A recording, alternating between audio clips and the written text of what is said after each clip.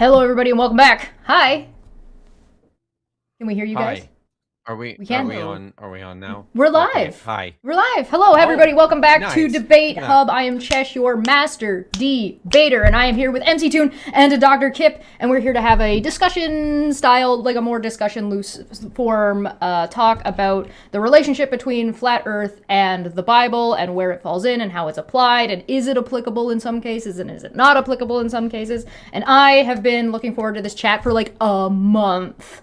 So, do you guys want to introduce yourselves? We'll let MC2 go first, then Dr. Kip can go because he's got a whole story about his fingy. Okay. Yep, it's amazing. I love it. Pictures. You got to send the pictures. I'm MC Toon. I have a channel for 7.5 years where I've been demolishing flat earthers. They don't like me. And I debate them whenever they have the courage. Open invitation. Come debate me. MCToon at mctoon.net is my email address, flatties. Otherwise, you can find me on MCToon Live, where I do live streams, typically 1 or 2 a week. And I do pre-recorded videos on my Conspiracy Tunes channel. That's TOONZ. And it's mostly debunking flatties, but I also get into other stuff like 5G and moon landing stuff and whatever is interesting. Are you excited about the Artemis? That's all very interesting. I'm excited. I hope they get to the moon and back around it. No, this happened. If you're watching this later, this is in the past. Yeah. They took this picture that you're looking at. I'm totally on the Orion space capsule right now. All right. That's awesome. His links are in the description down below, as well as so are Dr. Kip's linked down below. Dr. Kip, how are you? Who are you? What do you do here? Why are you even here? Because you invited me, and I'm a bit of an attention whore. So when people give me the opportunity, I'm always going to take it. So my name is Dr. Kip Davis. I'm a biblical scholar and a specialist in early Judaism and the Dead Sea Scrolls. And I have a YouTube channel that's just my name. And over there, I do, I promote critical biblical scholarship is what I like to say. That involves spending a lot of time countering bad arguments forwarded by Christian apologists, but not just Christian apologists. Lots of other bad ideas and bad arguments on the basis of the Bible, such as, Jesus' mythicism, or this nonsensical idea that somehow the Old Testament was written in Greek and translated into this fake language called Hebrew, which is just silly nonsense that we should all laugh at, point and laugh. So that's mostly what I do. So we're going to talk about the shape of the Earth, and we're going to talk about cosmology today, as is represented in the Bible, and how that reflects on science, and what to do with these pictures. I just wanted to point out at the outset here, because I expect there's people, there's flat earthers watching now. Flat earthers are going to come around and see this in the future. I'm going to be saying things today about what the Bible says regarding the shape of the earth. And I feel it necessary to point out that whatever I say does not does not mean that I agree with you in any way, shape, or form. The modern flat earthism, I don't know what we're calling it here, it is ridiculous anti-science nonsense. It's a product of cult thinking and behavior. I hesitate to call it a cult just because of the baggage that comes with that. But listen, it's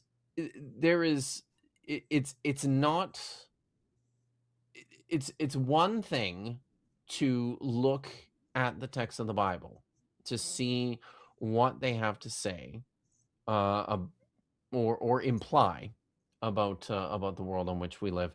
It's entirely another thing to use that, even in like a tangential fashion, to confront everything that we know about modern science. It's just dumb. Don't do it. Stop doing that. So, yeah. Do you want to hear about my finger now? Sorry. Yeah, tell us about Yeah. your finger.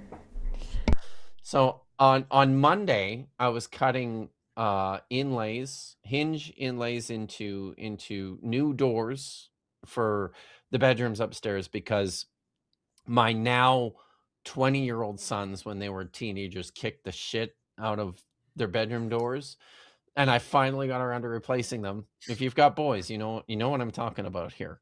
So I just said, I'm not fixing anything anymore until you guys move out. So now's the time. And I was cutting inlays into hinge inlays into these new doors. This is something I've never done before. I was following the instructions, and I had like a plastic template to follow with my router, but my router caught like the edge of the template, and it skipped, and it hit my index finger and literally blew it to mush. Like it just exploded it. There was so much blood. I've seen the pictures. Fortunately, yeah. Oh, the post stitch picture. I showed her the pictures Yeah. after they finally got it stitched back together. So I was fortunate and pretty happy that one of my kids was home. The kid who happens to be a third-year nursing student was home. I'd never had an injury like this before, so I just went, I don't know what to do. So he looked after me and sent me to urgent care, and they stitched it up. It took them a while, and yeah, now I'm on antibiotics as of today, and the doctor said it's going to take months for this. Oh yeah, we're gonna have to get updates for this, and if Kip doesn't mind, I'll post some of the pictures that he showed on the community tab. So if you want to check out how gnarly his finger is, I want everyone to see. Everyone to see it. How bad. I also did put a poll in the chat about whether or not Kip's finger is worse than Mikey's toe. So feel free to vote on that. Yeah, but you'll probably have to see the picture before you do. So yeah, maybe. Now you just know the story. You don't have all the facts. You're gonna have to do a little bit of research before you can truly answer that poll. But let's get started. We should probably let MC Toon go first, since I think he's got the most experience with flat earthers and their arguments in regards to like what the Bible says. Well, let me first say that the Earth definitely is a sphere. And anybody curious, mctoon.net/burden is a short list of the burden of proof that I have met as the Earth being a sphere. Goes over several different things. No flat earther has ever responded to that on topic, ever once, not one time. It is Flurf Kryptonite. So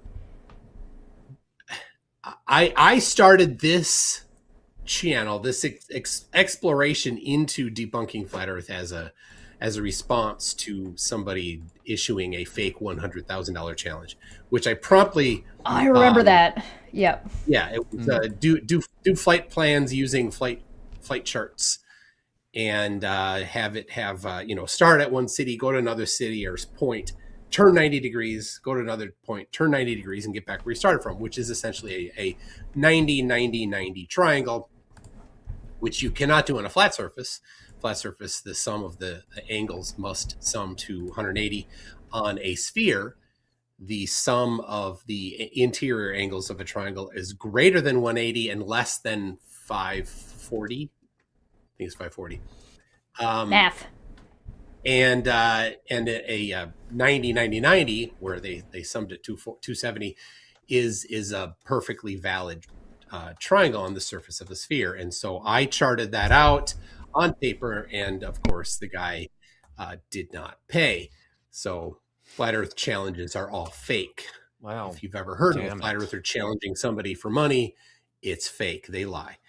Flight Lame. charts. Yeah. So I actually physically taped together paper flight charts, put them onto a PVC sphere that I built in my kitchen, and they half a sphere, a dome, and they fit on it. They didn't fit when you laid them flat. So That is, it's so sad when they challenge you, offer you money, you put the work in, and then they renege on the bet that they started. Boo! No honor. yeah. So it wasn't a religious thing at all. It was a science and evidence thing. But flat earthers love to bring in religion, and a large chunk of them are religious, hyper literal about the Bible, selectively hyper literal, very selectively. And so it often gets into that sort of a discussion, and many flat earthers begin with pointing at the Bible, and then they don't get any deeper than that. They're like, that's it, that's proof. And they've switched things around. I think they've done it in the reverse order. It doesn't matter what your holy book says, right? If you have a holy book and it disagrees with reality, that isn't good for your holy book. So you don't start by saying my holy book says this, therefore it's true. You say, hold on a second, this is reality. Does the holy book match? Well, if it doesn't, that's a problem. Maybe you just chuck it.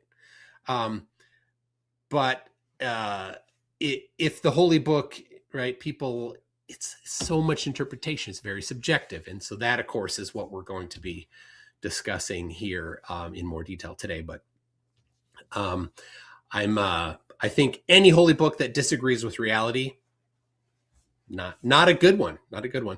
Though many of the claims in scriptures of any sort tend to be metaphysical or supernatural. So there's your gray area in the whole conversation. So anyway, thank you. Fantastic. What do you got to add to that, Mr. Dr. Kip? Yeah. I threw him off by calling him Mr. I think I come to approach this issue just because I am a biblical scholar. So I'm not when I read the Bible, I'm not reading it for theological insight. I'm not reading it as a holy text.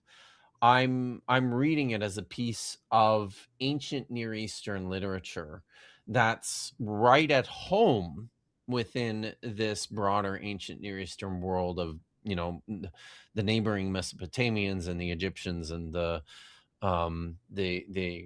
Macedonians.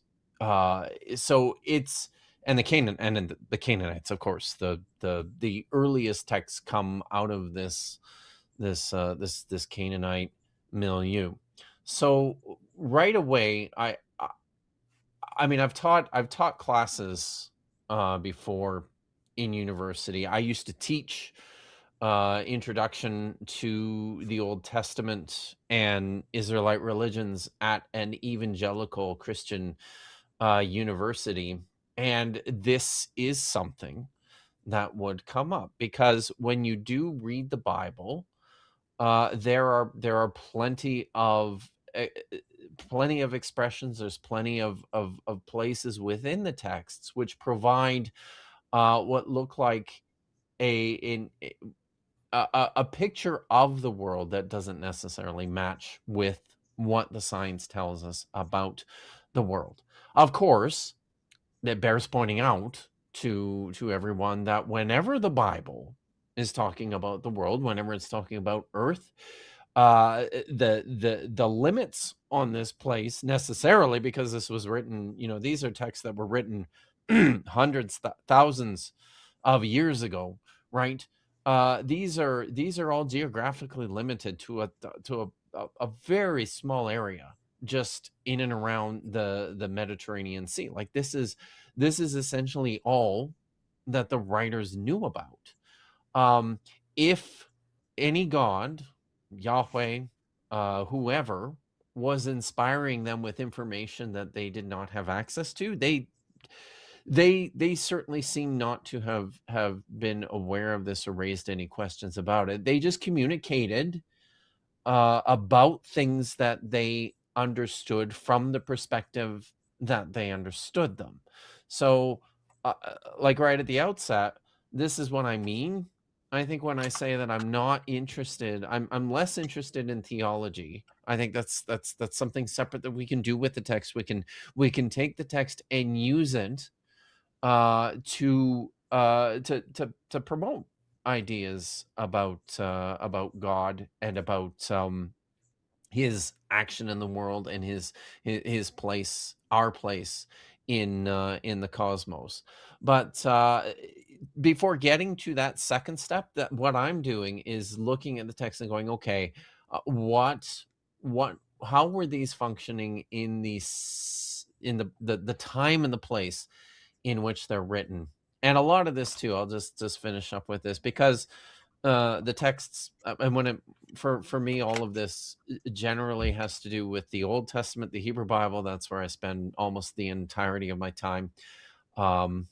Even though I've read the New Testament once or twice, I tend to spend most of my time in the Old Testament. Once or twice. Once or twice, a couple times. I have a couple on the shelf, actually, but I'm also investigating these texts within their original Hebrew language, and oftentimes a lot of the things that get presented are they're linguistic issues. They're issues insofar as the language is concerned. So yeah, I guess I'll just say that. Fantastic. Do either of you have any major contention with anything the other said so far? I don't think so. No. Yeah. I think for the most part, this won't be very debatey, people. That's why it's a discussion. Yeah. I think though it's a good topic to explore. And after we were on with Dapper Dino on Craig FDFE's channel Yes. a while ago, and people were interested and wanted to have another discussion. So, all right. So after I had that conversation, one person reached out to me and said that he disagrees with Kip on the authors of the Bible thinking that the earth was flat. Okay. And so I know that's a minority position amongst scholars, and maybe minority of zero, because this person. I don't know about that, but okay. I'm hedging. I don't know. Yeah. This guy. And part of that too. I have I have a friend, Dr. Dan McClellan, who's actually in the process of putting together a survey of scholars to try and develop, but to actually put some numbers onto consensus positions regarding the value where your brain should be. What? Kip broke. The chat demanded dumpster fires, and then technical difficulties. That was one of the songs that FTFE has. Yeah, what the hell? Well, we'll let him I'll mute him for now as he resets his camera. Kitty. I'll bring up. This is Frog. PHROJ. When Dr. Kit comes back, I will get you to. I'll get him to clarify like what his doctorate is. So, because people are asking, but there is a question that is for MC Toon from Borg that's asking what proof of booze is needed for drinking well, to deal with flat earther arguments. Yeah, the Toonshine that I drink regularly is the same proof as Eric Dubé's 200 proofs. 0. Clever. I like that. That's awesome. But yeah, I a while ago, actually in 2019, I did a video on how just mentioning that flat earthers have a propensity to consume urine as their beverage, Of choice, and yeah. and then asked people to post potential drink recipes for. I have this is leading me to a different question. How much alcohol would you have to consume for your urine to still have alcoholic content enough to drink as an alcoholic beverage after the fact? Chat, get on it. This is a question for you guys. Do the math. I've heard that math isn't science, though, so we'll have to find out. We got a flatty in the chat here who's flaunting his ignorance, but it's Apocryphon. We love him. He's a funny guy. Well, thanks for coming by. I appreciate it. See, Welcome back, Dr. Kip. Yeah, what's your PhD? Somebody asked, am I an actual PhD? Yeah, so my PhD, which you can see on the shelf over there, is from the University of Manchester, the School of Religions and Theology. It's in biblical studies, technically, and the focus of my research was, I guess, the reception history of the biblical texts in early Judaism. So I'm an expert in early Jewish history and religion, and in the textual transmission of the Hebrew Bible and its reception. Oh, that's what happened.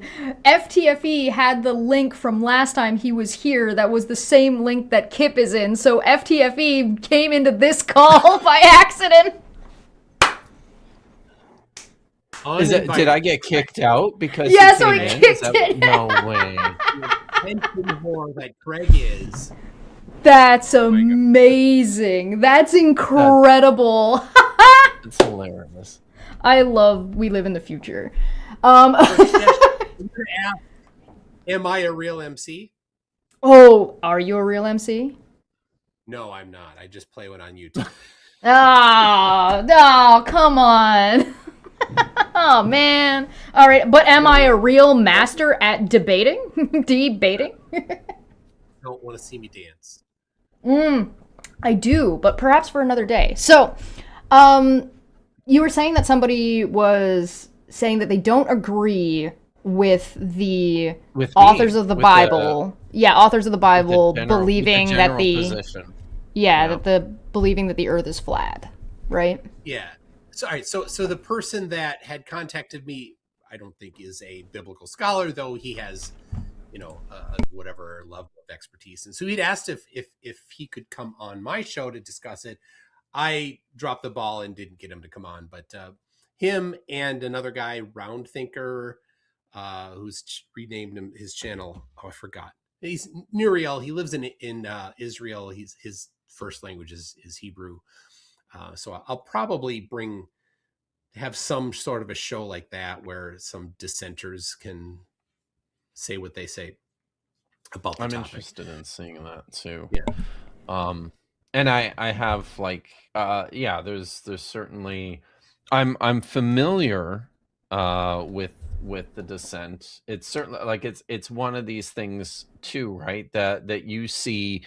One of the places I think I see it most of the time is in biblical creationist communities and those sort of apologetic spaces, because right, they're committed to this interpretation, very strongly literal interpretation of the text, which requires there just can't be any nuance to some of these things. So as a result, they've I've seen some of these things. I wondered if I could start by maybe, I thought it might be useful to read just something from, and this is, if I could, this is a book by John Walton, Ancient Near Eastern Thought and the Old Testament, introducing the conceptual world of the Hebrew Bible. This is a text that I like a textbook that I used to use when I taught at an evangelical school. And one of the reasons I use this particular book is because John Walton is a pretty conservative evangelical Christian scholar. He teaches, I believe he's taught his entire career at Wheaton in Illinois, either Wheaton or Fuller. I always oh wait, maybe it says so here. Oh yeah, it does. Yeah, at Let's Wheaton. check the citation. This is, and I think he sort of encapsulates what I would call like the general position of scholars when it comes to reading the text of the Bible. If I could just read a couple of paragraphs of this. Actually, maybe I'll start with the no, I'll just move on to this. So he says here, in the ancient world, they had a cosmic geography that was just as intrinsic to their thinking, just as fundamental to their worldview, just as influential in every aspect of their lives, and just as true in their minds as we do. And it differs from ours at every point, John Walton says. If we aspire to understand the culture and the literature of the ancient world, whether Canaanite, Babylonian, Egyptian, or Israelite, it is therefore essential that we understand their cosmic geography. Despite variations from one ancient Near Eastern culture to another, there are certain elements that characterize all of them. What kept the sky suspended above the earth and held back the heavenly waters? What kept the sea from overwhelming the land? What prevented the earth from sinking into the cosmic waters? These were the questions people asked in the ancient world, and the answers they arrived at are embodied in the cosmic geography. Egyptians, Mesopotamians, Canaanites, Hittites, and Israelites all thought of the cosmos in terms of tiers. The earth was in the middle, with the heavens above and the netherworld beneath. In general, people believed that there was a single continent that was disc-shaped. This continent had high mountains at the edges and held up the sky, which they thought was somewhat solid, whether it was envisioned as a tent or as a more substantial dome. The heavens where deity dwelt were above the sky, and the netherworld was beneath the earth. In some of the Mesopotamian literature, the heavens were understood to be made up of 3 superimposed discs with pavements of various material. And I would actually say you see some of that even reflected in things that the Apostle Paul talks about when he talks about the levels. There's a famous passage where he just sort of throws out that he's been to the third heaven, right? This third level of heaven. So I've heard. It's not like I've read the New Testament or anything, but that's what people tell me. It's okay. I can't read it all. Yeah. Right. Okay. So what they observed led them to conclude that the sun and moon moved in roughly the same spheres in similar ways. The sun moved through the sky during the day and then moved during the night into the netherworld, where it traversed under the earth to its place of rising for the next day. The stars were engraved on the sky and moved on tracks through their ordained stations, flowing all around the cosmos were the cosmic waters, which were held back by the sky and on which the earth floated, though they conceived of the earth as supported on pillars. Precipitation originated from the waters held back by the sky and fell to the earth through openings in the sky. Similar views of the structure of the cosmos were common throughout the ancient world and persisted in popular perception until the Copernican revolution and the Enlightenment. Although I think we know that the Greeks were already long before that were already doing experiments on sorting out the shape of their and getting pretty close to the size too, actually, which is amazing. Yeah, actually, that's So a yeah, question that I would have, and maybe MC2 would know. When was the earliest shape of the Yeah. Earth figured? So Pythagoras was the first to. He's credited with the first just writings and philosophizing on it, though he didn't have any particular evidence. Aristarchus in 320 BC, I had a little better, more specific things. You can read about that in the Sand Reckoner. Pythagoras was about 500 BC, Aristarchus 320. Aristotle is also 320, and Aristotle is credited with some things. Sometimes, and I have discovered I have incorrectly accredited him with some things as well, about what he proposed. So anyway, he had a few things that he mentioned that were evidences that the Earth is spherical. Euclid wrote in 300 BC about 300 BC. He wrote the Phenomena, which is a treatise on spherical geometry and a proof, a geometric proof that the Earth is a globe based on the movement of the stars through the sky. And then let's see, we got Archimedes in 212, also mentioned in the Sand Reckoner. And then you get to Eratosthenes at 194 BC is credited with measuring the circumference of the Earth. So this is all well how before. close did he get? He was within, I think, 6%, 5% of the current. That's pretty great, right? That's pretty crazy. Yeah. That's, It is. And that's incredible. the to me. challenge, the only challenge is that he had was knowing the distance between points on the surface of the Earth. How far north was he of the Tropic of Cancer? Oh yeah, That's hard Yeah. to do in 200 BC. wow. He hired somebody to basically walk it out with a stick, like lay sticks after, over and over. And that's, so you can imagine how, right? And to get it correct, you'd have to go due north south on that line. Hard to do in 200 BC. So to get that distance over the surface of the Earth pretty good is the challenge. Beyond that, the geometry is actually not that challenging. Interesting. So, and how close is that to what you were referring to, Kip, with Mesopotamia?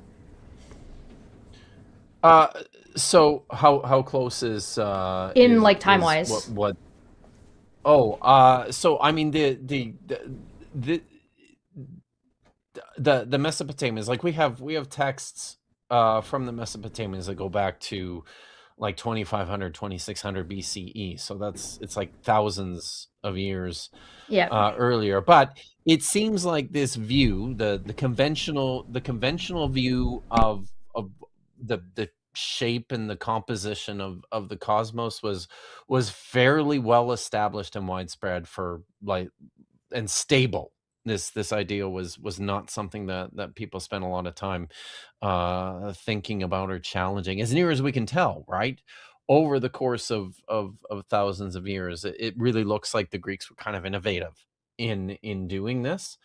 And some of these ideas caught on in certain places quicker than they did in others, right? Like Sure. you can read you can read a lot of early Jewish literature, like I do, stuff that's written in the so-called Second Temple period, so like 200 BCE, and they're still propagating the old model, the old view of the disc-shaped Earth that rests on the cosmic waters.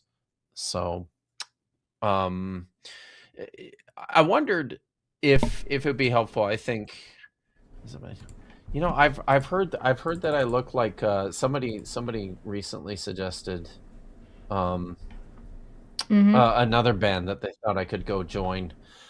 It's just, listen, this is all just for show. I have no musical talent, he's unfortunately. he's But a wannabe. He's LARPing. I'm a poser. Oh By the way, no! did you guys notice? Did you guys notice I wore my NASA shirt today? You are That was wearing your that NASA was shirt very nice. today. Topical. We do have a couple questions from Very. the chat, and one was specifically for Yeah. Kip. So since MC Toon is going to get a thing, Light in the Ignorance said, "I've got a Bible question for Dr. Kip, unrelated to flat Earth stuff. What's a good way to get him to the question without yanking it off topic?" And the answer is just to ask. What's the Bible question? We go off topic pretty regularly here. It's why it's a discussion. We're allowed to meander. So just feel free to give me your question and we can definitely answer it. FTFE is asking when you guys are going to fist fight. And I think that's incoming. But we got to make sure that we get enough we have to light. book flights and We need enough dates and likes all on the that stream. stuff. There's not enough likes on the stream yet Yeah. for us to be able to do that. If there's something here I could, because I'm a pedantic asshole. Please, by all means. There was something. I just you're going to support my pedantry. If I could find the comment, I just saw it scroll past. Somebody said something about Yahweh being part of the Canaanite pantheon. There is a misconception here that is frequently repeated. I'm not entirely as near as we have no evidence at all of Yahweh's presence within any Canaanite pantheon that we have evidence for. He's completely absent from Ugarit, which is where most of our materials come from.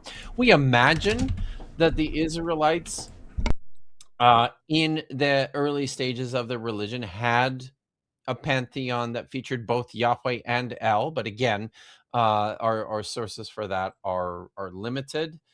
My model for Yahweh's, I guess the origins of Yahweh are that that he was introduced into the region from outside the region, so he's not natively a Canaanite god. He was brought into the region, and as such, was probably presented as and worshipped as adversarial to the rest of the Canaanite gods. So not actually, perhaps even part of a pantheon proper. Although we do have a couple of texts, such as in Deuteronomy 32 and Psalm 82, which feature him in relation to the high Canaanite god El.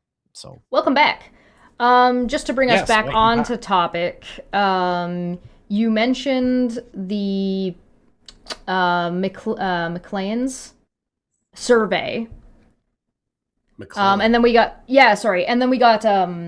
squirreled by technical difficulties.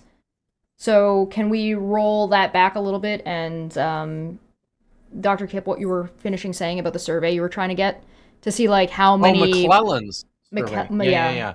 So, no, I was just pointing out that he's finally trying to put some hard numbers to this. Like then if you ever watch Dan McClellan, he spends a lot of time talking about scholarly consensus. I will often say cite consensus, but this is usually this is just based on my impressions, really, the sense of the field based on my interactions with it. But he's finally going to put some hard numbers onto some of these questions, which is good. But we don't have those yet. It is coming though. I had him on my channel just last week, and he mentioned that he's got data to sort through and publish yet. So that's it. Is there a timeline on that? No, I don't. Okay. I don't think so. He's got a bunch of things going on. So yeah, no, that's totally fair. I think maybe I don't know where you want to go from here. MC, do you want to get into because you had suggested we could get into some of the textual stuff to sort of talk through, or did you have? I think one thing that you had been reading in that book, and I want to know the name of that book. You can talk after because I'd like to get a copy of that. But I'll write it down. The idea that the ancient Near Easterns had of the cosmology and flat Earth does not match even remotely what modern flat earthers think. So when flat earthers today are like, oh, ancient cultures thought the Earth was flat, as some sort of evidence that the Earth is flat, which is ridiculous because that's just an appeal to popularity or appeal to whatever, right? That's not evidence. But say it was, say that their version of it was somehow meaningful. They did not agree with modern flat earthers that nighttime for you is daytime for somebody else. That's completely incompatible with the ancient Near Eastern ideas of it. They thought, and you see this in all of the text that you can find on ancient cultures. And Peter Markley did a video and has some documentation on his website of this. That they when they spoke of what happens at night, they all agree the sun went away for everybody simultaneously. And whether it's through some sort of a tunnel or a portal or the netherworld or on a boat across the river, not Styx, whatever, some other river. I don't know. That's what happened. And that's incompatible. So if you're going to say they thought that the Earth is flat and I'm going to take their view of it, you're not taking their view of it anyway. You're still disagreeing with them. So you don't get very far with that. Yeah, like something that and if I could, I think we showed this another time too, but this is there a way I can share my screen, or do I have to send things to you, Chet? You can share your screen, but it might be a little bit wacky, so it's better to just send it to me and I can throw it up. All right, so I'll send will you puke some it links forward. here. Yeah, I'll send you some links here to some pictures. And I think we showed this in one of the other streams that we did, because I also did one with Dapper and Craig that you were on holidays for, I think, MC. Yes. And so you but it might have been on that one, but this is like, oh, there it is. So this is like a really, really early visual representation by the Babylonians of like the Earth. You can see on the bottom there, and I sent another one which is like overlaid and outlined and provided some English translation, because you see all the cuneiform. There's a cuneiform description above, and here you see in a lot of these places, like the labels themselves have been translated into English. So here you've got, like Walton said, the Earth is a disc that is surrounded by water, by an ocean, right?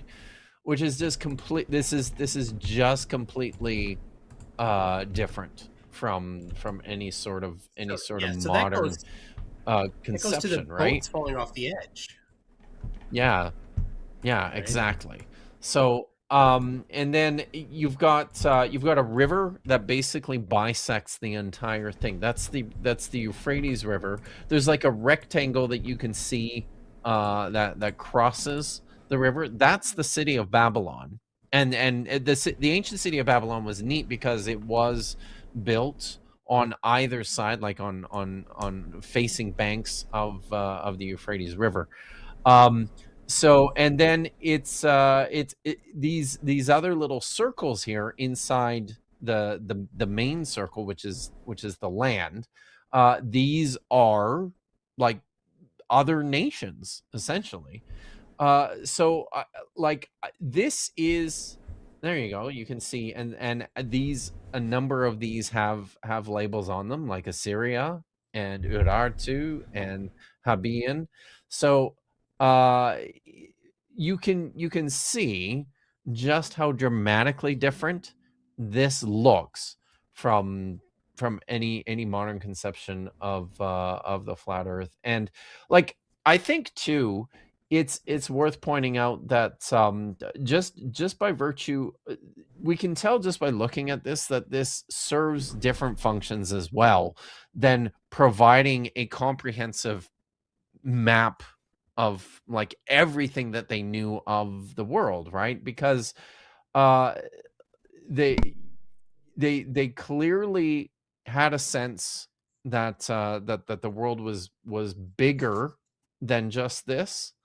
I think that's probably sensible, knowing what we know about how far and wide the Babylonians were traveled. So we have to think carefully, especially when it comes to our textual evidence as well.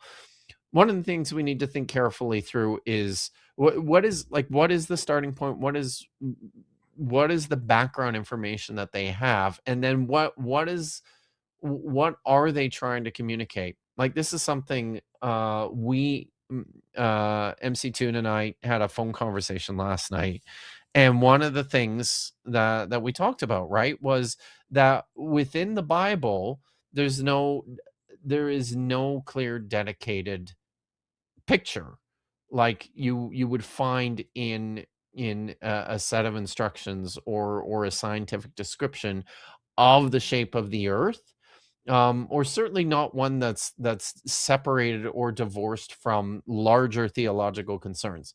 I often talk about a text like Genesis chapter 1 as the closest thing we have to providing this sort of cosmic geographical model, of what the land is and where it is and what the water is and where it is and what the sky is, and the sun and the moon, these things. But this is importantly also framed very clearly within a theological presentation by the priestly writer of this text. It's very important for him to show the ways in which everything in creation is situated in like diametric pairs: light and darkness, land and water.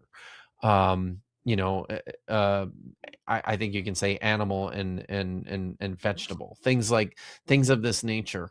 There's a clear effort on the part of the writer to make sure that that everything is compartmentalized and organized according to its function, and it shall never that function is fixed. Like there's no everything is made for a purpose, and there's a purpose for everything. That's one of the main messages of this writer. And then finally, he's very concerned to show you that this was all completed in the space of 7 days, because one of the big things that the writer of this text, other parts of the Bible that scholars assign to the priestly writers, one of the things that we see is how deeply concerned he is about the Sabbath. So we have to take all these things into consideration when we're reading the text, and some of that kind of muddies our understanding of this stuff. And I think it's useful as well for opening doors to new ways of understanding and interpreting the text, even beyond what they might have been, what some of the first authors might have thought about them and said. So I think what we're getting at, or at least what Dr. Kip is getting at, and what MC Toon is saying, is that the Bible might say or assume that the earth is flat, but it does not think that in the way that modern flat earthers are presenting flat earth. Is that about right? I think it's even a little more important to say that the writers of the Bible, I'm not the scholar, and Kip says that there is some dissension. I'll just say may. So the writers of the Bible may have had the opinion that the earth was flat. And if they did, then we can look at the broader writings of the era and area to see what it was that they thought it was, because the Bible is not very specific on what the sun is made of and where it is specifically, right? You can go to the Enoch for that, but that's not canon. Or other writings of the Not area. our canon. True. Yeah. So I'll be sensitive. But to that. I'm sorry, that's a can of worms that we're not getting into. Yeah, that is a whole other conversation. Flat earthers add to their own canon Enoch. On my arm. I can do this one. It matches their pre-selected conclusion. Right? And that's I think a strange way to adjust your own personal canon.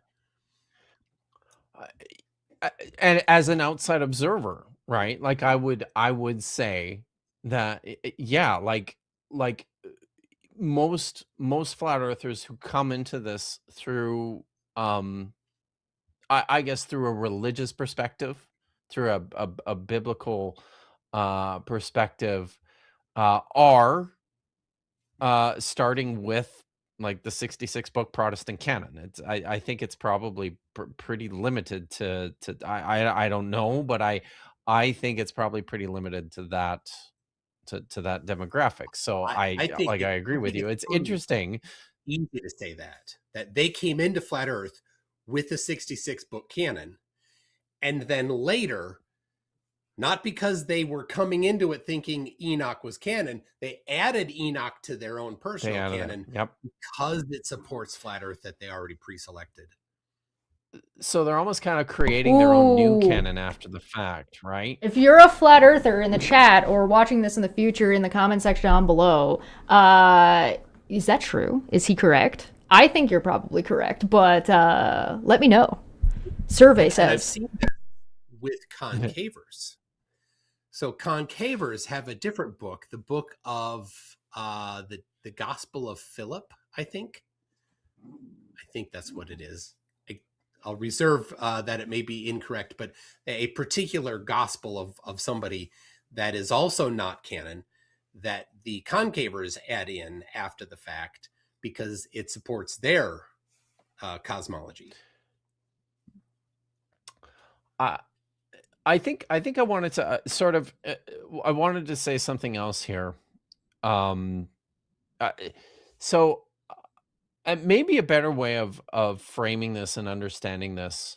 Again, I'm approaching all of this from the an ancient Near Eastern background as a way to understand what's in the text. I think something else I'd point out. Pardon? Non-theological. As a non-theological. I think something else I'd point out is if you're just exclusively reading the text of the Bible, like if that's all that you have, you're not arriving at a scientifically accurate picture of the earth, because of the limits of that presentation, right? You're not reading the text of the Bible and coming away with the strong impression. This sure sounds like a globe with 7 continents, and in space that is orbiting the sun. That's not your natural the resulting conclusion that you're going to draw from this text. So I would say that while, like when Toon and I were talking last night, I would agree that a flat Earth cosmology, like this ancient Near Eastern cosmology, is implied through the text while not being explicit. I would look at some things and go like this is something that, from my background, certainly fits very nicely within other models of the earth that I recognize from other ancient Near Eastern cultures.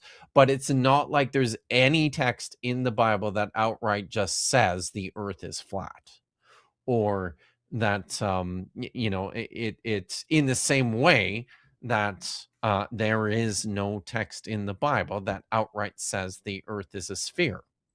So, you know, on that point, we'll say it's silent, but that the way scholars have been doing this, the best way to approach the text, if your goal is to understand the ways in which the writers were attempting to communicate these things and where they were coming from, the best way to do that is from this common worldview, this background knowledge that everybody seems to have shared during the time that the texts were written. If I can say it, the theological version, or not version, the theological thinking, I don't know, that you aren't bringing into it, that theologians will, is going to be, is this writing meant to be something that is from, inspired from God, or is this just something that is indicative of the culture of the person that was writing it? That's very subjective. But I think you'll find for sure that the flat earthers will assert that that theologically this was meant to be saying something, and the non-flat earth theologians will say this was definitely not meant to be saying that. And the fact that there's disagreement tells us a whole lot. There's no right or wrong about it, right? We can go figure out the shape of the earth. We don't have to go look at a book. We can. There's tools for that. Yes, exactly. Right. And then we can find out which theological interpretation was right and which one was wrong. And we've done that. We as humans have done that for over 2,000 years, and with zero exceptions have discovered that the earth is in fact a globe. So we can be 100% certain that when people have the theological approach of it, saying this is God through some communication through humans attempting to communicate something, that is incorrect. We have a ton of questions from the chat. Do you guys want to get into some of those? I think yes. One more topic before go. Yes, please. So I have a few things that I've noted that the Bible contradicts itself, and not my strength here. Might be better to get Kip's response on this, specifically on things of cosmology. So, for example, in Isaiah 40:22, it says he sits above the circle of the earth, and the Hebrew word there, I'll let Kip address that. But in Isaiah 11:12, it says he will raise a signal for the nations. He will assemble the banished of Israel and gather the dispersed of Judah from the four corners of the earth. Now, that's not the only place that it says four corners, but circles don't have corners. So there's a disagreement there. This is in English. I don't know the Hebrew. Yeah. So there's that. And then I'll say Job 26:7 says he stretches out the north over the void and hangs the earth on nothing. And in 1 Samuel 2:8, it says, for the pillars of the earth are the Lord's, and on them he has set the world. So there we have another disagreement in English. So I can't address the Hebrew. Hopefully Kip can. So, and I think we preface this too, right, by pointing out, I think, something that I've been alluding to and maybe not saying as clearly. Like, these are all texts, importantly, that are not like they're couched within larger sections of text, which are not trying to teach you about the shape and the composition of the earth, right? Like, these are observations or maybe even metaphors used to communicate other things, which is where this becomes difficult. Did you have did you want to say some other things, or do you want me to get Oh yeah, into I to think some of this? that's Isaiah 40, for example. Yeah. Almost the entire chapter is metaphor. Israel will take wings like eagles, something like that. Wings aren't going to sprout. The very next verse after 22 says that the people are locusts or as locusts, right? That's a metaphor. That's figurative talk. Yeah. So yeah. So I'll say, and I think what you're saying is you can then look at something like Isaiah, like verse 22 there, where it says, he is the one who sits over or on the circle of the earth, and you're kind of providing yourself that license on the basis of other metaphorical expressions within the text to take that as not as not necessarily a clear physical depiction of who God is in the mind of this author. Am I right about that? Yeah. That's kind of what And I'm hearing from you. And I think yeah. I think that's like, insofar as a theological reading in the text, I would say that's totally fine. And I would probably, from a scholarly perspective, then take a slightly different tack and go, my expectation is that this is probably more clearly representative of this particular line here, is probably fairly clearly representative of what the writer imagined his world to look like. So I think, while I certainly hold the view in line with most scholars that there's an operative cosmology behind this text that this author is working within.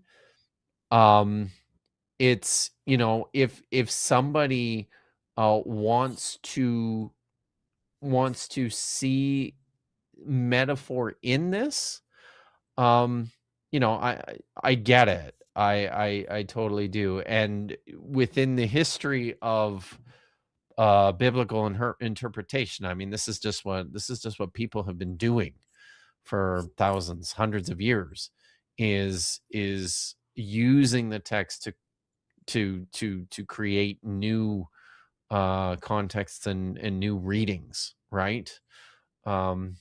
So Yeah, they pick their yeah. thing, and then they search for support in the Bible to Yeah. support their thing. Yeah. And And what is some Dan texts will McClellan- be written. Sorry. So Dan McClellan has a phrase about they'll wrestle with the text, or they'll do something with the text to make it say what they want it to say. That's dishonest. Yeah. It I think it can be, unless you're doing it. I think you can, like, I'll say this, there's things, there are things written within the Bible, like even within the text of the Bible, we can see stuff that is written and then like reconstituted and re-understood by later writers in a different way or a new way, which is, I'm not a historian, but I take an historical approach to this. So for me, tracking that development's important, right? But I totally understand the theological motivations before that, and that doesn't, and I would say that that doesn't invalidate the project in any way from my perspective. But yeah. So did you want to I've got some things to say about this expression here. What was the was it the it's Isaiah 11, right? Isaiah 11:12. Yeah. The corners of the earth. Yeah. So this is one that, because I don't particularly like corners as an interpretation, or as a translation of the word kanafot. The singular there is kanaf, and like it means generally this means wing. It can also mean edge. Because we think when we think of corners, you think about 90-degree Maybe I'm an points, idiot, but right? my brain immediately went to like corners as in like directional, like north, south, east, west. Yes. Not that's where my brain went. I think like I always think of this as compass subjective points. interpretation, then, right? It is. How literal, and what I'm doing is going to be literal versus figurative, and the flat earthers want to be literal, and so and I like they where would you're have going with to it. then. Like, well, this is what they were thinking, but you're not allowed to when you're literal like that. You have to be literal. You have to say, what does this word mean? Literally means that. That's it. Nothing else. No interpretation allowed. Yeah. No, So I don't know what the word means. That seems nonsensical to me. Again, maybe I shouldn't be jumping in. It sounds nonsensical to me to say that you have a script of any kind, of any writing, and then say that you can't interpret it when that is, you have no choice. You have to interpret it, otherwise you're not reading. I've been told over and over by flat earthers, you're not allowed to interpret. Like, how are you not allowed to interpret? The Bible says that women need to leave the city during that time of the month. Do they insist on that happening? Is there going to be a city that I then have to go to now in our modern era? Because then I'm still not leaving the city anymore. There's a camp outside of the city that for whatever time, I don't know how long it is, don't want to know about it, that you need to go there. That if they're not taking that, then they're not being literal. Yeah. And what would that do to the economy?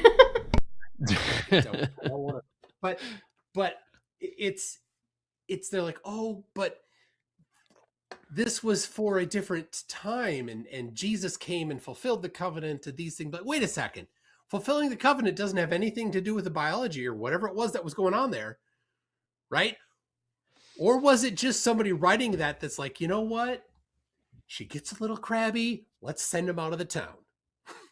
I don't know what it was that motivated the author of that. Was it God transcending down some knowledge, or was it the author putting something in saying, dang it, let's just, I'll point out something else here too. And this goes towards something I said earlier about the limits of their perspective and this geographical picture, right? It says if we're taking this word, I think in terms of its best, its best excuse me, its best usage for this particular text, I would probably say from the four edges or extremities, right? Now, within the context of what the writer is talking about, he's talking about gathering the people who've been taken out of the land of Judah to other places of banishment or exile. So he's talking about places like Babylon or Egypt. Just within the picture provided by the author here, you can see that the edges of the earth are like the limits here are pretty small. Like it is not this is not a globe. Like this is not a globe. It's not even you could drive it in. It's nothing. It's nothing like the modern flat Earth conception of what this world looks like. Even if this text is silent on the shape of it, it's not from this perspective. If we're taking this text at face value, that must mean that the edges of the earth are in Babylon, from the perspective of the writer in Judah, which is nonsense. So it's Yeah. If I can say, round thinker, it's roundabout. I forgot. Is that roundabout? Is that the anyway? Nuriel, my friend in Israel, he disagrees with your position, and right, he's not, like I On said, which? wouldn't be a scholar, but it is his Hebrew's his first language, so he's one of the people that I will hope to have on my show to discuss the descent of the position of the writers. That's interesting. What We'll have to elaborate is on to that me too, at a actually. future, at a future time. So when that goes live or when that ends up being scheduled, you're gonna have to let us know for sure, right? Yes. Yeah. Wonderful. Oh, Do you yeah. guys have anything else you wanted Um, to jump on? Yeah. Oh, well, this like the pillars of the earth versus hanging Oh on yeah. nothing from Job, right? I just want to. Yeah. Is it Job? What is it? It's 26:7. Job 26:7. Okay, there it is. So this is poetry. This is Hebrew poetry, and I'm not one of those guys who goes, anytime you encounter poetry, you're welcome to just treat everything metaphorically. That's not really the way I approach it. But something that I will insist on is when you're reading poetic texts in the Hebrew Bible, that you consider it within the structures of Hebrew poetic composition. So Hebrew poetry works in couplets, in what's called parallelism, where you will make a statement and then you will repeat the statement in different words as a reinforcement of that same statement. And that's what we have here in verse 7. The first kola says that he is the one who stretches the north. And it can be either over or upon. I think I have an English translation here that says chaos. What does yours say, Tune? He stretches the north over The void. This is the ESV. the void. Okay, so that's the void. Between you and me, you should stop using that. But that's Praise another, be to the void. The ESV. So, but the word here. So yeah, I use the ESV so- on purpose because okay, because good. of the text just That's what they like. reception people. They love Okay. the ESV. So it's like, Yeah. well, if it can't be King James, it can be ESV. So you're doing There the you go. doing the flat earther camera of choice, the P9000. Yeah. You're The using P9000. the flat You are, earther yeah. translation of choice. Yeah, very nice, very nice. All right. So this word here is tohu. It's most common. We see it where it's most recognizable is in Genesis chapter 1, where the Spirit of God, or the wind of God hovers over the face of the waters. It's where it says that the God created the heavens and the earth was formless and void. The expression there is tohu vabohu. And that's what this word is. It's part, and it's a very infrequently used word, and in every instance where it is used, it seems to be reflecting back on that like chaotic pre-created state of things. So I would say that in this context here, like, we need to think through what the writer is saying. So it starts Job by written saying before Genesis, though? was no, it was not. So I thought it was. I must be wrong on that. I could be. I don't know. I think it gets complicated at this point too, Never because mind.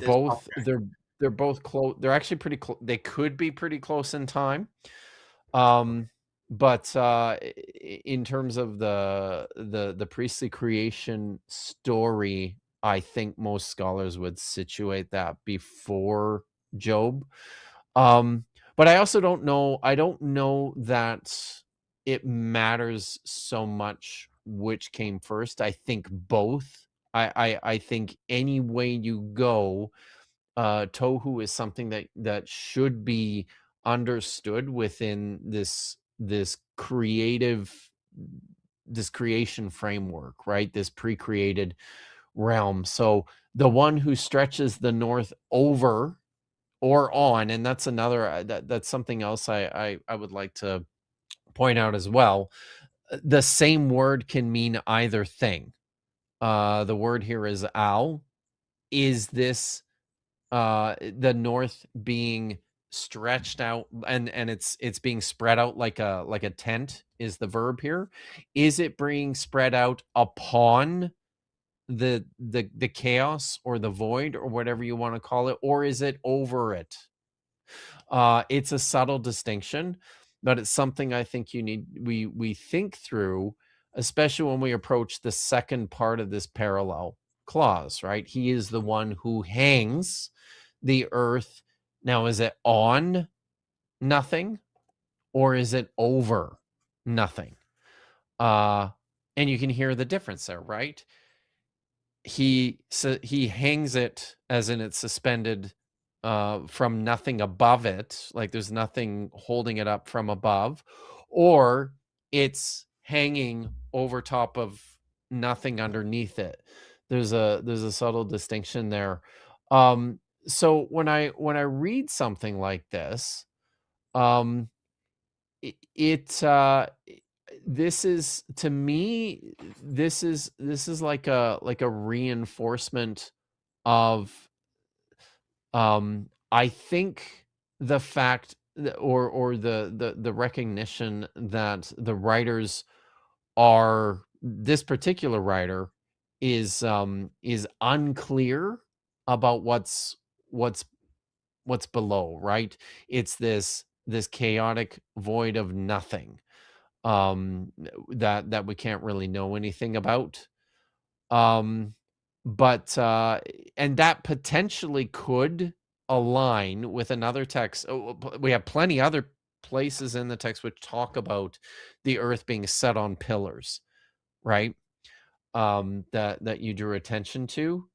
And again, I think the way to sort through what you're looking at, and instead of building like a cosmological model on the basis of a single text, you have to think through the purpose for the presentation. Like, what is the author trying to communicate? So I think in this case, the message is that the underworld, for lack of a better term, whatever is underneath the earth there, is chaotic and scary and unknown.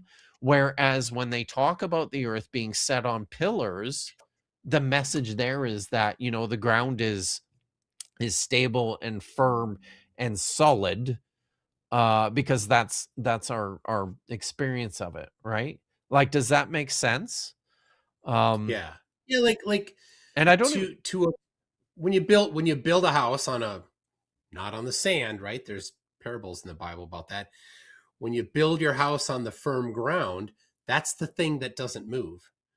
It's the thing you can count on.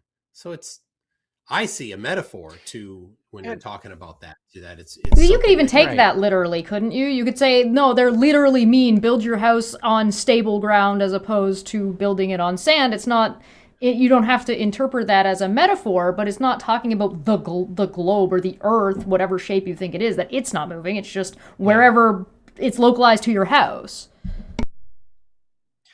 And I think too, I'll just say as well, like this idea of the earth relative to this chaotic, because the way that the way that scholars and most translators will understand this expression as it appears in Genesis, that the earth was tohu vabohu, is like a watery chaos, right? And it says that in Genesis, is it 1:6? I can never get the numbers right, but when God creates the earth, he literally just kind of brings it up out of the waters, and that can align with what's pictured in Job, where the earth is almost kind of sitting on top of this chaotic watery stuff underneath that we don't really know anything about, and that surrounds us. So again, I'll point back to that picture on the Babylonian image of the shape of the world, where the oceans are the things that are surrounding the land in their entirety, right? So Yeah. it can look like that. I don't know what it's, verse. Yeah, it's notable better in some just to places than others. to really focus in on if you do try to take cosmology from the Bible or from ancient Near Easterns in a broader sense, it completely mismatches anything that modern flat earthers think. Because if you put up a meme on Facebook of a boat falling over the edge and saying, this is what flat earthers believe, I've done it on purpose to get this response. You get a bunch of flat earthers saying, that's not our model, you're straw manning us. Well, wait a second, That's the Bible's model. it is your model. If you're saying yeah. Some ancient Near Easterns had that position, or now since we went to Antarctica and confirmed that there is a 24-hour circling sun, now there's a subset of them that have replaced the map that is the Gleason map that has Antarctica as the basin that holds it in. Now they've replaced it with where a map where there's just water around it. Well, now once again boats fall off the edges. We've gone full circle, but pun intended. Yeah. I gotta ask. I gotta ask, Toon, is that the coolest thing you've ever done? Yes, it was. That's so awesome. Right. I'm so jealous. It really is. So, do you guys want to get into the questions? We got so many questions, guys. I'm into, because we need that. Craig and let's do I. it. We got an hour from now, a little less than an hour. Yeah. All right, let's get into the questions. And if we want to come back and do another one of these and discuss anything more in particular, we can absolutely schedule and set that up. So I will take a moment to remind everybody, like and share and subscribe. Cool, thanks. Love you. All right. This one is actually a question from Blue Sky, from Chris Shelton, from before we even started the stream. And they wanted to ask if you have if anybody has a copy of the poster of 97 Bible quotes that support the flat Earth. Apparently, they were selling them at flat Earth conventions. Have either of you seen those? I've seen the 230. Holy cow! So we're gonna have to get Kip on to explain all 240 of those at some point. Yeah, absolutely. I did a video on that series with that collection. And Nuriel, who's in the chat here, roundabout, helped me a lot on it. And most of them don't address the shape of the Earth at all. They attempt to address movement and firmament, which aren't shape related, because you can have if you want to have a solid structure, you can have a solid structure around a sphere or around a octahedron, dodecahedron, whatever. And anyway, I see spin. So we might have to come back to that later, and we'll have to get Kip a link to your video so he can check it out. I see spin said, for Dr. Kip, is the Bible at least partially a scientific book? I would say no. I mean, it's pretty scientific. As I understand science, it's still from the, at the time when these texts were written, there was a ritual connection to medicine and to the economy and to improving your crop yields and these sorts of things that just don't have anything to do with science, and it's unless I'm misunderstanding the question, I would say no, not in any way. I think we got the question right there in the chat, saying so. MC Toon, do you have a thought about that one? The things that I've seen that may be bordering on science within the Bible are generally not very good anyway. So there's a list of birds you're not supposed to eat that includes bats. Bats Okay. are not birds, right? Uh, and in the so- context, it's okay because it's not. They're not trying to give taxonomy here, right? But if it were a science book, they would be specific. These are the birds you're not allowed to eat. These are the whatever, I don't know, whatever bats are that you're not supposed to eat. If I knew biology, so I'll say one more thing. I'll say one Mhm. more thing about this. If there's any correspondence between science and the Bible, it's almost certainly by accident. It's happenstance, as I think this goes in a lot of ways. For example, one of the ones that I think is pretty clear. There's a text in Leviticus says that there is life in the blood, and people will latch onto that and say, "Oh wow, look, God's teaching that there's blood carries oxygen to the other parts of your body, into your brain, and all this." No, That's no, a stretch. and isn't it? Yes, it's a stretch. This is written within a ritual context, right? This has to do with the efficacy of sacrifice within a pretty brutal world, actually, of death and devotion. So it's happenstance when you can make these connections, because that's not the way the authors were certainly making the connections. So, All right. Next up, we have a question that says, "What is Dr. Kip's response to people saying things like firmament is where clouds are?" So the word itself, the Hebrew word is rakia, and it's a nominal form from a verb, which means to beat out, to pound out like a blacksmith, like a metal plate. And the composition of the material based on, like, it's not clear, it doesn't clearly say in direct words, like, this is solid, but the word itself, its etymology, its usage would seem to indicate that that's the idea behind this. This is what the writer thinks. I also like to go somewhere else, like I'll just say the whole purpose of the rakia, of the firmament, which is easily the best English translation of the word from the King James. They actually, one of the words that I think they got right and we should still use. The whole purpose is to separate, to divide water from water. It's separating the water above, in the sky, from the water that's below.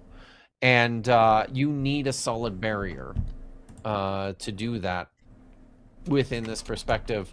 And for further evidence of that, in the story of the flood, we're told that the sluice gates, or the windows, these are like, they open up so that the water can actually come out of the of the firmament and onto the earth. So I think I don't think clouds.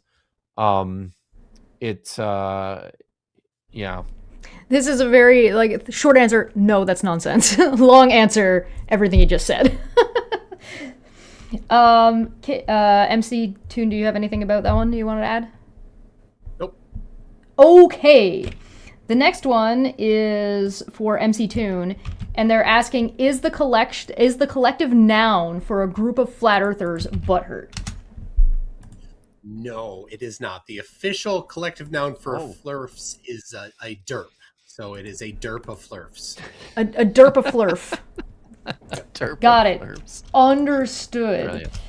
I do believe we have a not linguist in the chat that may be able to assist in the proliferation of such a collective noun. Collective noun. I have a brain. Hashtag It not a may not linguist. yet be on flurf.info, but it certainly should be. Flurf.info is the community-driven Flurf Wikipedia site.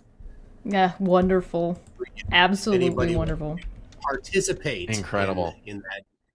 Document the amazing things that are the flurfs. Dutch Tunicate had a question for Dr. Kip that says, did they think this map was all to scale or just a vague representation of the world? The map they're referring to was the Yeah. ones that we had pulled up I think the before. Babylonian one. This one here. I think a vague representation. I don't think there's any way. I can't imagine. I'll just put it that way, that this is to scale. Of course, there's not.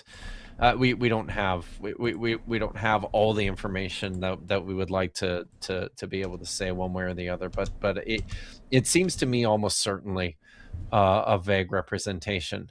Not that they didn't take this seriously as like a loosely accurate physical representation of what the world looked like, but not one, I think, to scale. It's kind of weird to definitely. me when people take something that looks like it's supposed to be like a local map and then try to say that this is what the whole world was. So, like, if you are living Calgary, for example, and you have a map of Calgary and the map ends, that doesn't mean that's the end of the world. That's just the end of the map that they were using in that area. Yeah. It's and one of the reasons why it's almost like I don't know, almost like a localized representation of of a cosmic picture. Maybe you could even call it like a microcosm. And the reason I say that is because of what we know. Well, I mean, based on what we know of the actual geography of the Fertile Crescent there in Mesopotamia, and you'll notice that the whole region is surrounded by ocean in the on the picture. So in many respects, it's kind of confusing, but yeah. Yeah, fair enough. Okay, next up we have, can I ask MC Toon what it would take for Apocryphone to leave Flat Earth? So they want to know what your opinion is on them. Apocryphon, I think, is the pronunciation. He's the flat earther that's been in Yes. the chat here. What would it take? Well, Apocryphon, being a religiflurf, his infection of flat earthism is terminal. Oh, that's sad. Yeah. Ouch. That is unfortunate. Wow, that is sad. Yeah. I'll just point out that I wrote my PhD dissertation on a set of texts in the Dead Sea Scrolls that have been titled by scholars the Apocryphon of Jeremiah. Oh. Ooh. Nice. I love that one. Next question is for Dr. Kip, asking one by land to if by sea, run if by 5475. How pervasive in I think I've seen society, that. in the society at the time, were the views that you're discussing? So I think the point, right, is all the evidence that we have available to us suggests that this is the way people thought. So that's not to say that, like, I would say pretty pervasive if, all the sources that we have are indicating to us the same thing or vaguely similar things, right? So now that could just be a problem of the fact that we don't have sources for everything, right? Like we don't know everything there is to know about the ancient world. Sadly, we know just a tiny fraction. But on the basis of what we have, this seems pretty comprehensive. And I would say, based on what... Go ahead. Oh, no, I would, and I guess like this is certainly, I would say, for the period prior to when the Greeks started doing their experimentations with geography, right? Yeah. So, but within Mesopotamia, within the broader ancient Near East, right? I was gonna So say something else. when was of the canon, not pre New Testament, what is the latest book and when was it? The latest pre-New Testament book? Yeah. Is that what you're asking? Of Yeah. the biblical canon? Yeah. Even if you factor in things like the books of Enoch, it would be the book of Daniel. And that dates to like 165 BCE. So that does overlap I'm the trying to think. Greeks It does. exploration. Yep. Yeah. Because Yep. even though Pythagoras at about 500 BC stated it, that was just him theorizing. You Right. need to get about 320 BC to get to any more solid evidence. So there is some Yeah. overlap.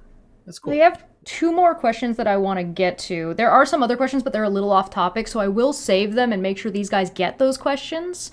And maybe we'll be able to save them for later, or they'll be able to answer maybe down below in text. We'll see. But on topic, we have two more major questions. Sorry, go ahead. I know Toon has to run, but I could probably stick around. I've got over half an hour still. Yes. Okay. Don't worry, I've got it all timed out. Don't worry. Okay, sweet. So I believe Round is who you've been talking about, MC2, and I correct, but they're showing as Round TR for me. Yep. Okay. Yeah, they wanted to ask about Genesis 1 and the rest of the Hebrew Bible and the cosmology that can be inferred from it. That's it. Just Genesis 1 and the rest of the Hebrew Bible. Yeah, just all of it. Just all of it, man. What do you mean? You just said you had a ton of time to just hang out. Look, let's go. Okay, bet. Is there a specific question, or is it... I think they're asking about what can really be inferred about the cosmology of the world based on Genesis 1 or Genesis specifically. Right. Well, I mean, I think when you when you read it, you can see. I'll repeat again. I think the fact of division and compartmentalization with the text is really important. So you can see that. And I don't. Yeah, this is just a very, I don't know. It's a difficult question to answer without specifics. I think there are some specific things that you like. For instance, the fact that the rakia is this solid material that separates water above the earth and holds it back, right? We're also told that the sun and the moon and the stars follow courses that are on. It's like on the rakia itself. So it's there is a sense from this writer of the physicality and the composition of this world. Of course, there's certain things that we do have to read into it a little bit. It says in well, let me actually just bring up the text here. That's easier than trying to do this from memory. But like where it talks about the appearance of the land, right? It says, let water below the sky be gathered into one area, that dry land may appear. And it was so. And God called the dry land earth, gathering the waters he called seas. And we saw that God was good. So I think something else that we can see clearly from this is that this is a non-continental view of the world. The water's all in one place and the land is all in one place. We do infer this idea that the water actually surrounds the land and the land's in the center. I've toyed with the idea that on the basis of just the picture here in Genesis 1, I think this could possibly be a bifurcation where you've got water all just on one side and land on the other side. And I have a discussion about that actually in my book. But I just like that you use the term things... bifurcation. Yeah, is that good? Or bisection is probably better. So but it's yeah, it's a division, right? So there are certainly things that I would say we can see that the writer is I think communicating fairly explicitly. Of course, there's other stuff that we do infer which fits in best with the broader cosmological picture that we have available to us. Does that, do you think, MC Toon, does that kind of also lean towards or lean into that the flat earth model as it is currently known is not what the Bible is talking about? Oh yeah, it's incompatible with Totally. with what the Bible says. So if you go to the Bible to get your cosmology and then come up with anything like the Gleason map here, right? Yeah, Templar Warden. Yes, the Earth is by. Sorry. This completely not the gay agenda. All right. Anyway, there you go. That completely contradicts the Bible. Go figure. There's one more question from Dapper Dinosaur that I wanted to make sure that we got in here before I get into the sort of a little bit off-topic questions. And it is, how does Toon think that this flat earth interpretation by religiflurfs interacts with the doctrine of the perspicuity of the scriptures? Sorry, I told you I can't read. I'm going to need a definition for perspicuity. I'll pull that up right now. It means that the scriptures are clear in what they present. Clear? Well, if they are obvious. If they're clear and obvious, then once again, this is clear and obvious, not it. Clear and obvious, the sun sets for everybody at the same time, I suppose. Though that contradicts reality. So the short answer is it doesn't. Nope. I think. No, if you're going,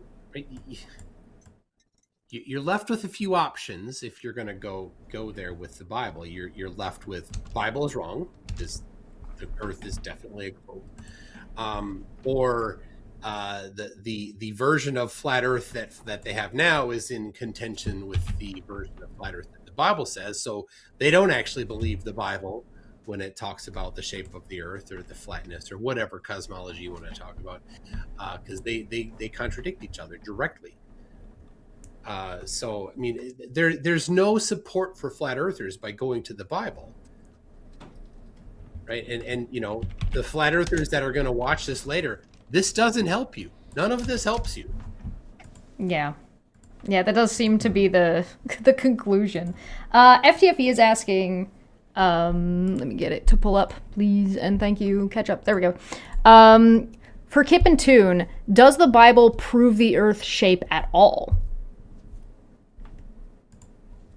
I think we both agree no. No, it's the other direction. No, not.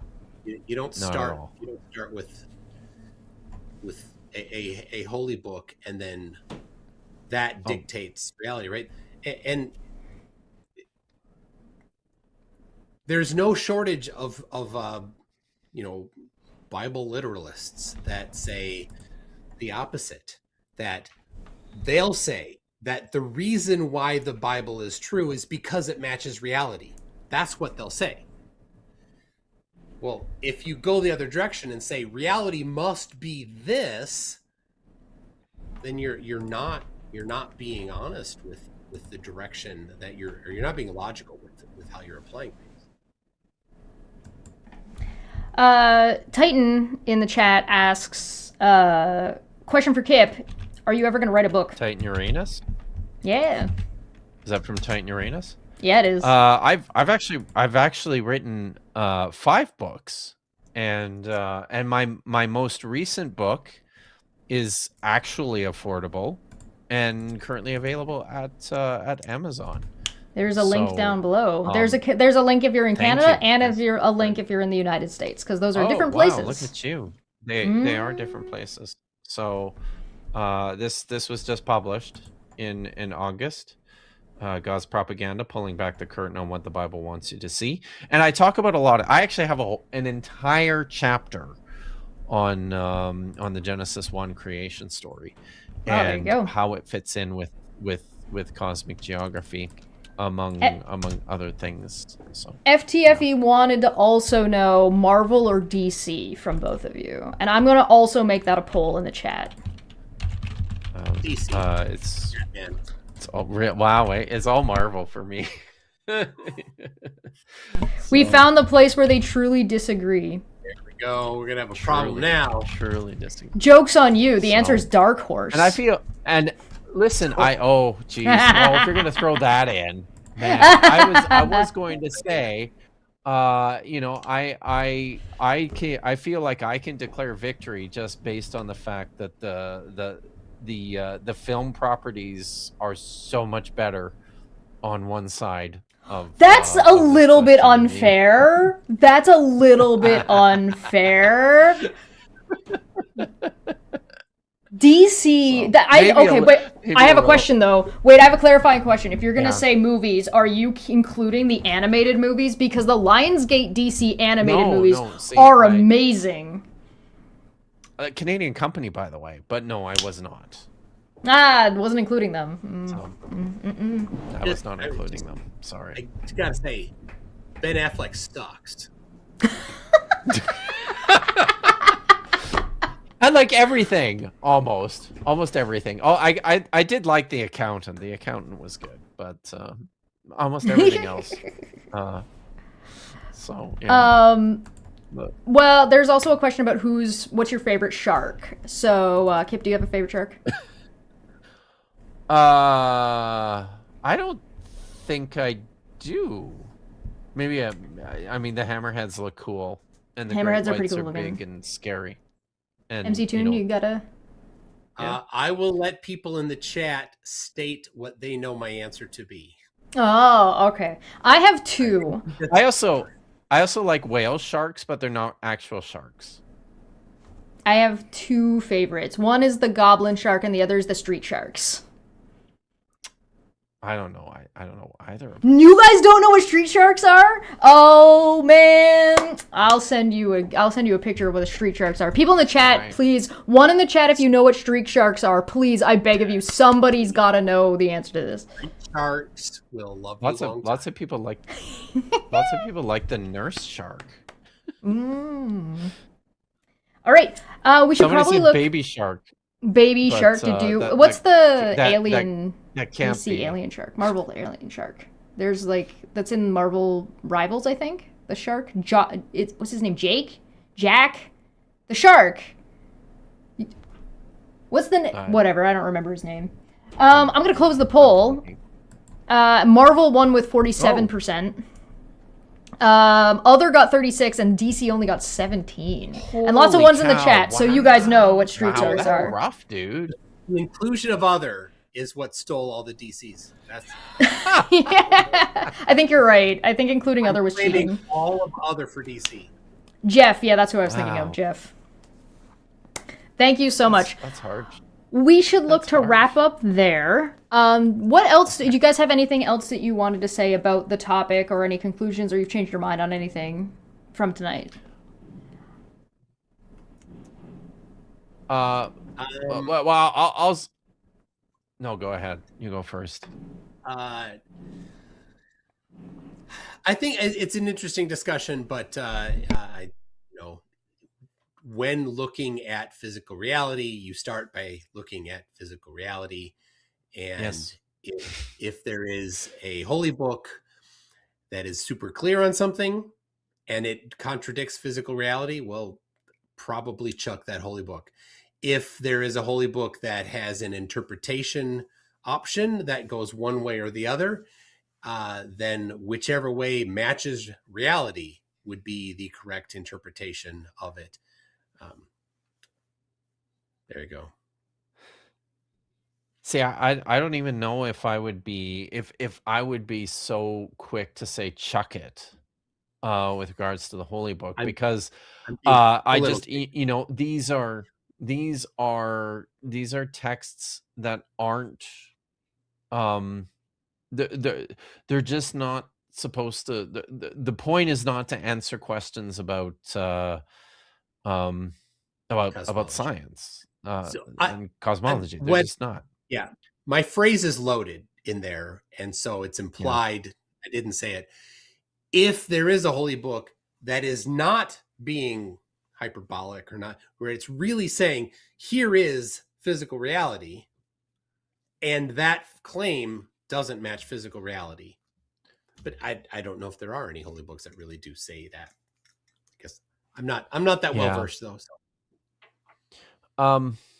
So I think what I would say, I would encourage people to explore the ancient Near Eastern backgrounds of the Bible, and there's resources out there for you to do that. I would plug my book again as one of those resources, but that's making me feel like a self-conscious shill. So I'll just you know where the links are. So I think it's having a clear understanding of the ways in which people thought without projecting our modern perspectives on the text can be really, really helpful for clarifying other parts of the text that can be confusing or seem to not make sense in our modern brains, right? And I also like to tell people, I mean, there's absolutely no excuse. There is no excuse here in the 21st century for anybody to think that the earth is anything but a sphere. There's no excuse. Everybody should know this. All the information is there. It's verifiable, it's testable, it's repeatable, it's been